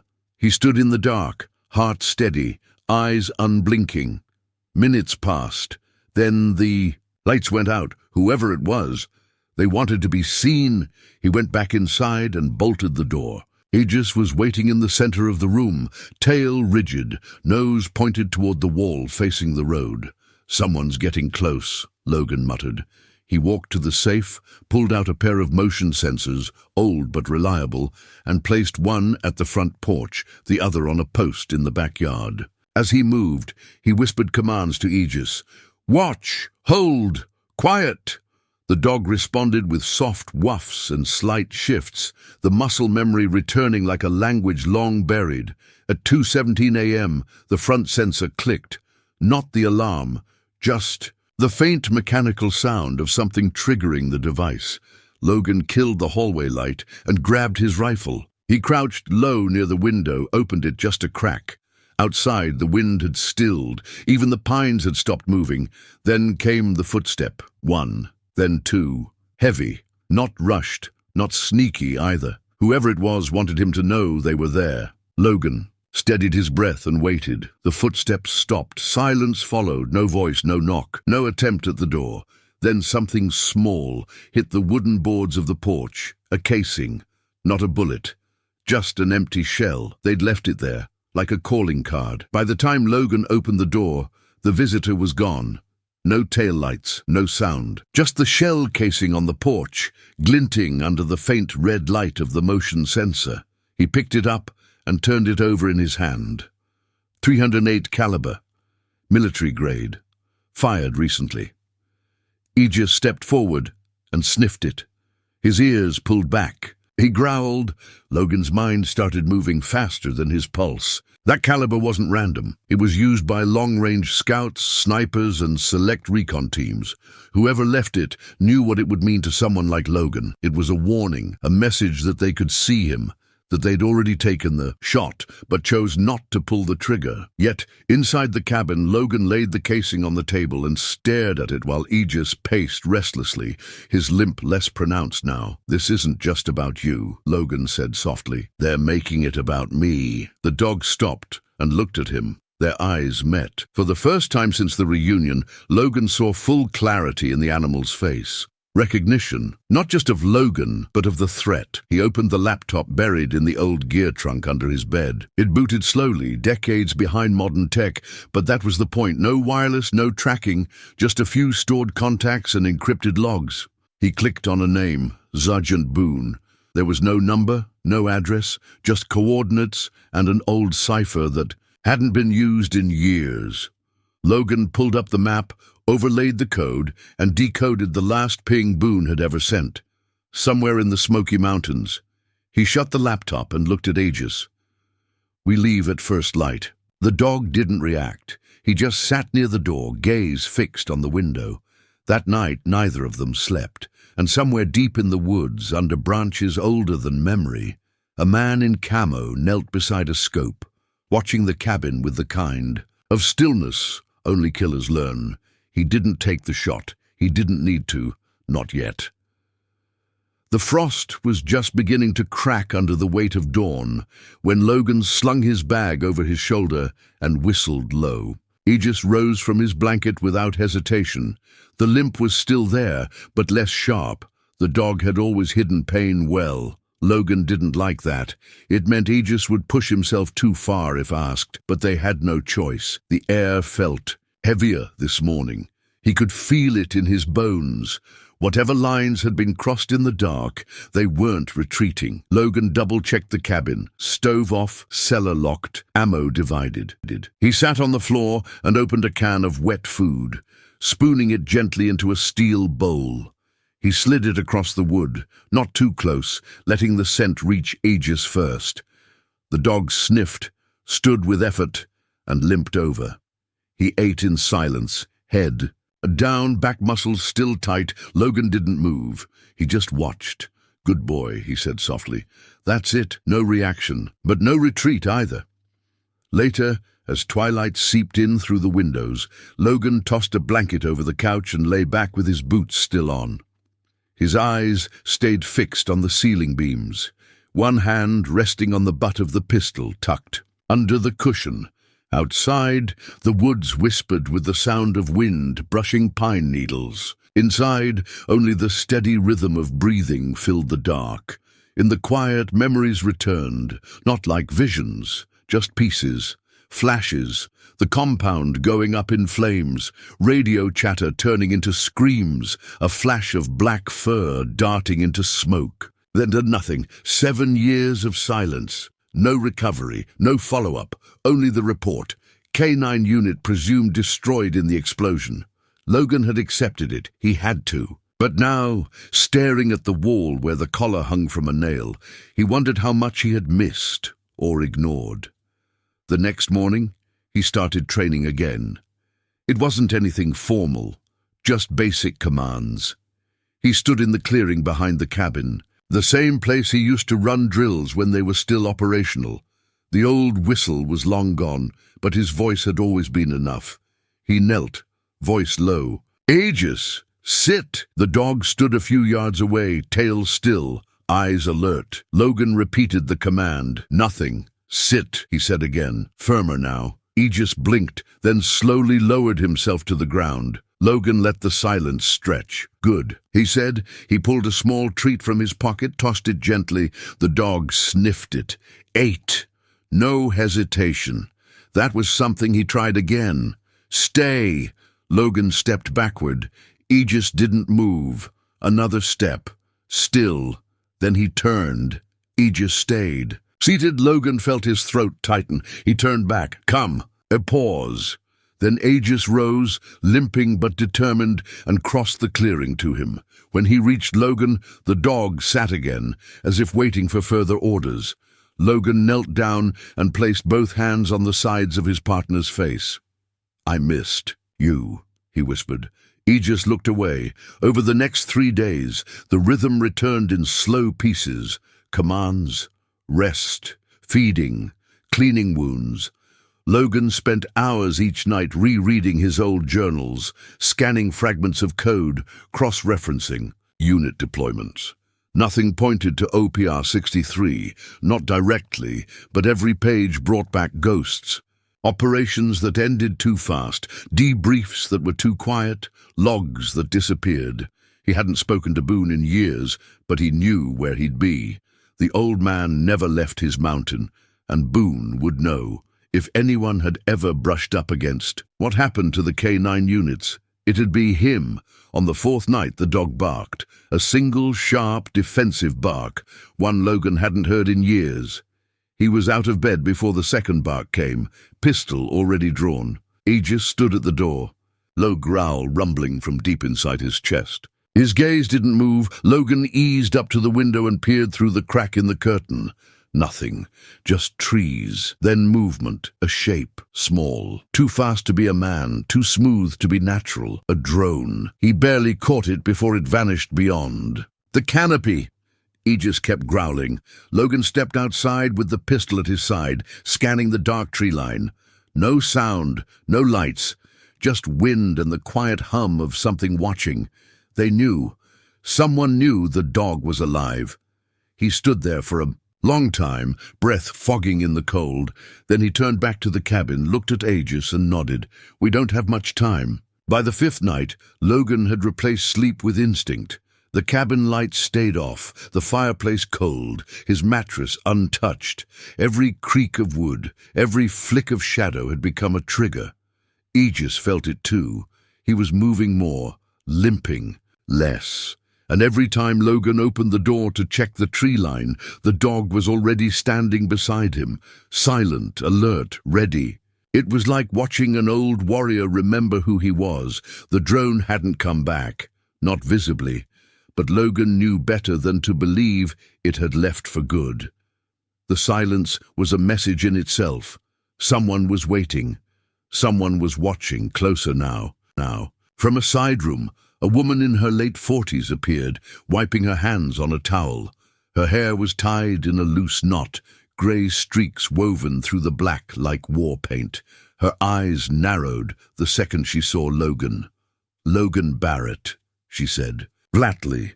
"Hi, Maria." She looked down at the dog in his arms. "Is that who I think it is?" I didn't know where else to go. Maria stared for a long moment before stepping aside. "Bring him in." She cleared a space on the exam table, and Logan laid Aegis down carefully. Maria moved with speed and focus, sliding gloves on and checking the dog's gums, his limbs, his eyes. Her fingers hovered over old scars, fresh wounds, and the bad leg. "Jesus," she muttered. "He's been through hell." "I think it's worse than that." She glanced at Logan sharply. "He yours?" He was. Maria stopped mid-movement and stared at him. "Was? They declared him KIA 7 years ago. Final op. I thought he was gone." She said nothing, just continued the examination. "He's got shrapnel in his shoulder," she murmured, more to herself than to Logan. "Some of it looks old and healed around metal. You know how long a body has to carry that before it adapts?" Logan nodded grimly. "You think he was in someone's hands all this time?" "I don't think," she replied. "I know." She looked him in the eye. "You know what they use these dogs for, Logan? Off-book stuff. They disappear with them for months, come back changed. I saw one chew through steel fencing once just to get away from his own handler. I didn't want to believe. He was part of it." "Well," she said, pulling out a syringe, "believe it now." She gave Aegis 2 shots, then flushed the leg wound with antiseptic. The dog didn't flinch, just stared at the ceiling like it owed him something. "Will he make it?" Logan asked quietly.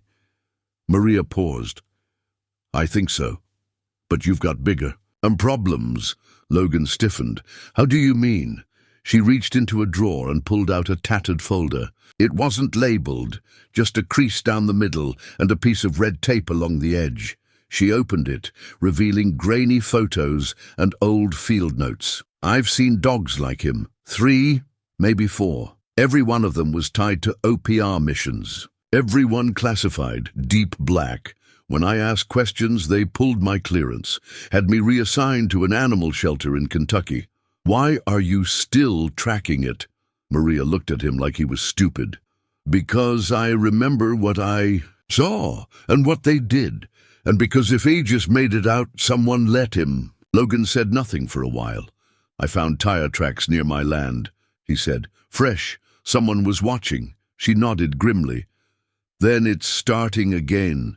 She cleaned her hands, stripped off her gloves, and leaned on the counter. I can give him antibiotics, help with the infection, maybe even rehab that leg over time. But if you want answers, you need to find out why they wanted him gone in the first place.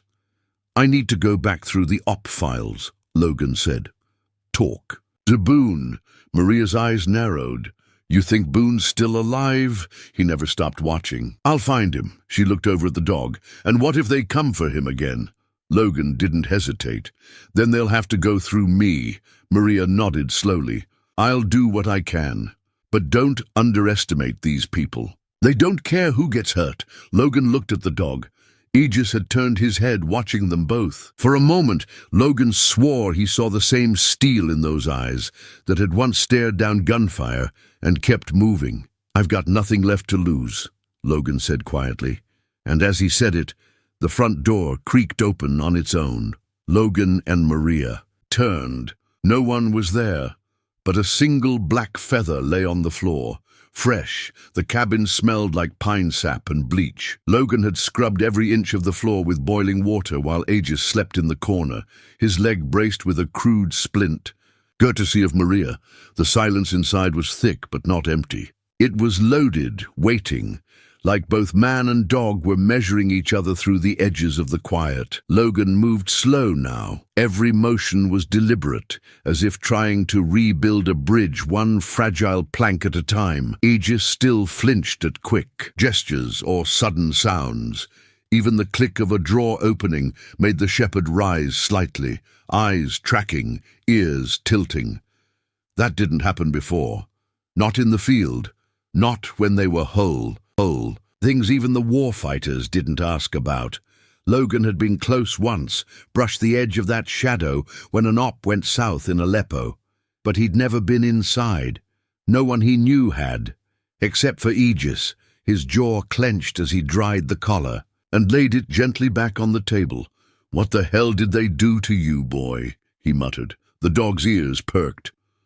At the word boy, something flickered in his expression. Just for a moment, Logan crouched. Held the collar out, Aegis, he said softly, pointing at the tag. This is yours. Aegis didn't move. Look at it, Logan whispered. You remember this. Stillness. Then slowly, one paw slid forward. Aegis sniffed the collar. His nose hovered just above the tag. Logan didn't move. Not a breath. The shepherd's body tensed, eyes narrowed. Then he licked it. Once, Logan felt something crumble inside him. He reached out with an open hand, palm up, and after a long pause, Aegis nudged it with his snout. The contact was brief, fragile, but it shattered the wall between them. Logan pressed his forehead against Aegis's and closed his eyes. I should have looked harder, he said. I should have never left without you. The dog exhaled slowly, and for the first time since arriving, rested his head on Logan's knee. Later that morning, Logan gathered what supplies he could. He poured more broth into the bowl and added painkillers the vet had left behind the last time he patched up a wounded coyote. He didn't call anyone. He didn't trust phones. Not anymore. Not with those letters on the tag. Instead, he stepped outside and followed the tire tracks from the day before. They were faint now, faded from the wind and frost, but still there. They led south, toward the old fire road that wound past Barrett Creek. That road wasn't used anymore. Not since the landslide 3 winters ago. No one came that way unless they were trying not to be seen. At the bend, where the pines grew thicker, Logan knelt and brushed his fingers against the soil. A faint imprint caught his eye. A boot tread. Military. Vibram sole. Recent. He rose and stared into the woods, heart beating slower now. Focused. He wasn't just dealing with poachers. Whoever had watched his property wasn't there by accident. Someone had known Aegis was still alive. Someone had let him go, or lost him. Either way, they weren't finished. He walked back slower this time, ears sharp for the snap of branches or the whisper of fabric brushing bark. Nothing came, but he didn't shake the feeling of eyes on him. The woods felt crowded, like it was holding its breath. Back at the cabin, Aegis was asleep again, but this time it looked different. He wasn't curled tight in defense. He lay on, his side, exposed belly, chest rising and falling with deep, steady breaths. His body trusted the space, even if his mind wasn't there yet. Logan sat down across from him and opened the weathered notebook he hadn't touched in years. He flipped past old names, old codes, until he found a contact. Written in faded ink, Kellner, Maria, U.S. Army, MedCorps last known, Raleigh. He stared at the name for a long while, then tore the page from the book and folded it into his shirt pocket. He didn't know who he could trust, but if there was anyone left in this world who might still believe what they'd done to dogs like Aegis, it would be her. The road to Raleigh was long, cracked, and flanked by trees that looked like they were trying to forget something. Logan drove with both windows down, not for the air, but for the sound, listening for the growl of an engine behind him, the echo of tires not his own. In the passenger seat, Aegis lay bundled in a nest of wool blankets, wrapped tight against the cold. He didn't sleep, but he didn't panic either. Every few miles he lifted his head to look at Logan, then lowered it again, as if trying to piece together a puzzle from a life half-remembered. The truck wheezed into the parking lot of a squat brick building tucked behind a shuttered hardware store. The sign above the entrance read, Tri-County Veterinary Relief, faded letters barely hanging on. There were no other cars. That was good. Logan stepped out, walked around, and opened the door. Aegis tried to rise, but winced and collapsed. Back down. Logan scooped him into his arms like he weighed nothing. The dog didn't resist. Inside, the air smelled like antiseptic and old wood. A bell over the door rang with a metallic clink as he entered. Logan whispered. The old command slipped from his mouth without thinking. Stay! Aegis didn't move. Logan glanced toward the scar just beneath the left ear, the one he remembered stitching himself back in Mosul. It was still there. Faded but unmistakable. You remember me, Logan said quietly, almost to himself. I know you do. Aegis gave no response, but his tail flicked once, just once. Logan exhaled through his nose, the faintest sign of relief. He rose to his feet and opened a small cupboard, pulling out cans of beef stew and soft bread. He scooped the meat into a bowl and carried it to the fire, laying it gently down. The dog sniffed wary, then began to eat. Slow, hesitant, but hunger always won. Logan moved to the window, peering out toward the tree line. He'd lived out here for almost a decade now. No neighbors, no traffic, no one stumbled onto his land. Unless they meant to. That's what made the tire tracks so unsettling. They weren't there yesterday. He stepped outside without a coat, letting the morning chill soak into his skin. The frost on the tall grass hadn't fully melted yet, but the tracks were clear, deep grooves from a truck, wide tires, fresh enough that they still glistened with disturbed dew. Logan followed them a few paces, down toward the edge of the pine curtain. The tracks stopped at the end of his property line. Whoever it was hadn't crossed over, but they'd gotten close. Too close. He turned back toward the cabin, gut tightening with each step. Inside, Aegis had stopped eating. His ears were up. The beard, hackles along his spine rose slowly, and his eyes fixed on the front door. Someone was watching, Logan muttered, more to himself than to the dog. He reached under his cot and pulled out the heavy black case. He hadn't opened it in years, but his fingers remembered the latches like muscle memory. Inside lay his service pistol, a SIG P226, still oiled, still loaded, still deadly. Beside it, a small stack of faded photos, dog tags, and a folded map stained with coffee and blood. Logan holstered the weapon and scanned the tree line once more. Nothing but wind and pine. But the air was different now. The forest no longer felt like his sanctuary. It felt like someone else had already claimed it.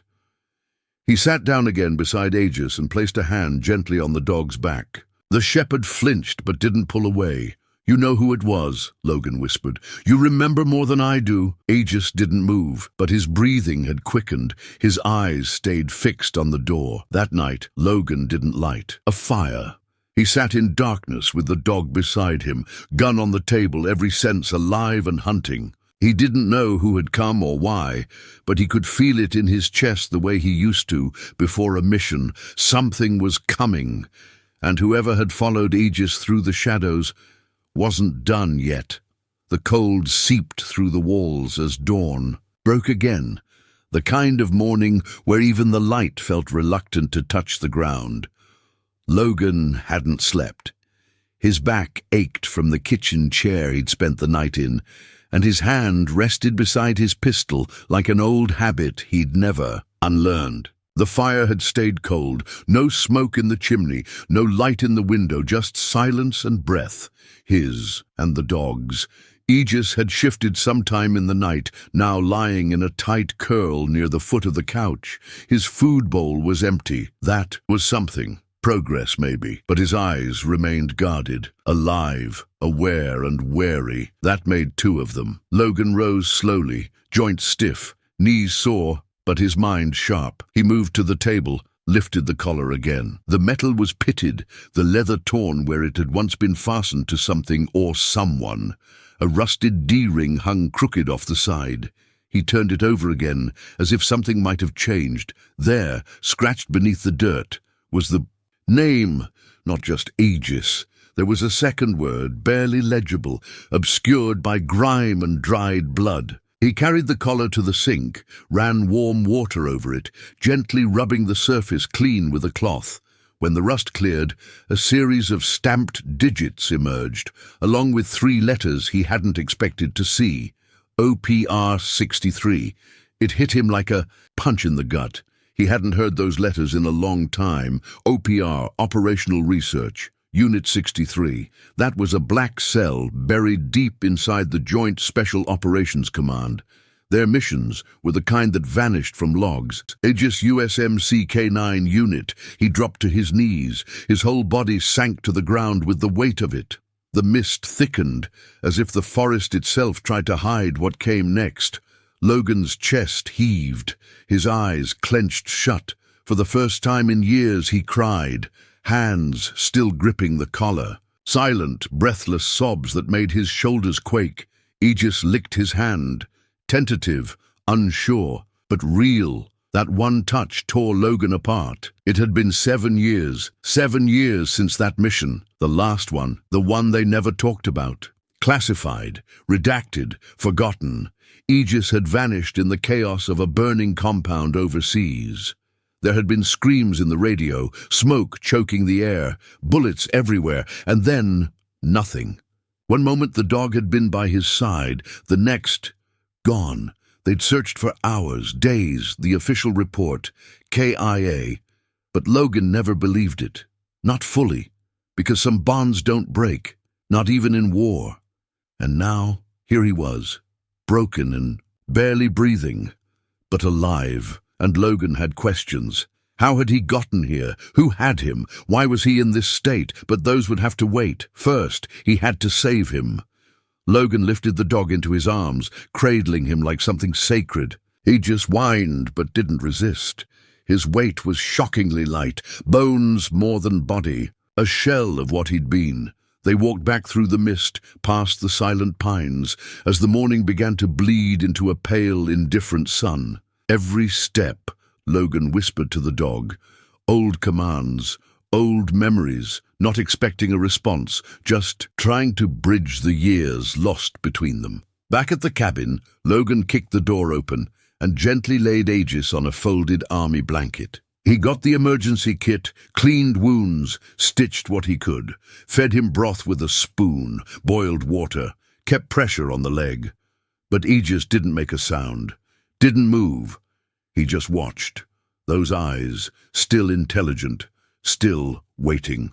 Logan sat beside him, hands trembling. "I thought you were gone." The fire cracked. "I thought I was gone." The dog blinked. No response. Logan leaned back, running his hand through the graying strands of hair at his temple. "I buried a part of me in that place, Aegis. Maybe the best part." Silence. "I'm not sure why you're here, or how you found me, but I swear to God I'm not losing you again." Outside, a crow cried through the mist, and in that single moment something passed between man and dog. Not words, not memory, just recognition. Logan had found what he didn't even know he'd been searching for. But what he didn't know was that someone else had been searching for Aegis too, and they weren't far behind. The wind shifted through the trees, dragging the last breath of mist into the pine canopy, like a secret being swallowed. Logan sat slumped in a wooden chair beside the cabin fireplace, eyes fixed on the shape curled beside the hearth. Aegis hadn't moved much since the night before, except for the occasional flicker of his tail or twitch of a paw during uneasy sleep. The dog's breathing was shallow but steady, and his eyes opened with every creak of the cabin's old bones, scanning the room the way he once had when guarding a perimeter in some foreign wasteland. Logan hadn't slept. He couldn't. He sat, with a mug of black coffee that had long gone cold, watching his old partner lie bruised and battered, and something inside him refused to settle. The collar rested on the table, still rusty, still stained, still real. There was no denying it now. Aegis wasn't just a ghost from some shattered memory. He was here, flesh and bone, half dead but alive, and Logan couldn't stop replaying. The mission where it had all gone wrong.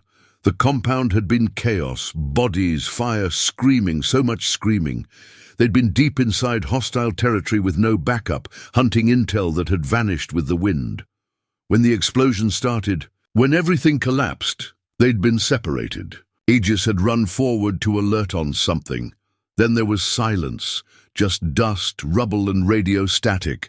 Logan had searched until his own team dragged him out, and he'd spent years wishing he hadn't let them. Now here he was, staring at the impossible. But nothing about this felt like a miracle. It felt more like a warning. Aegis stirred.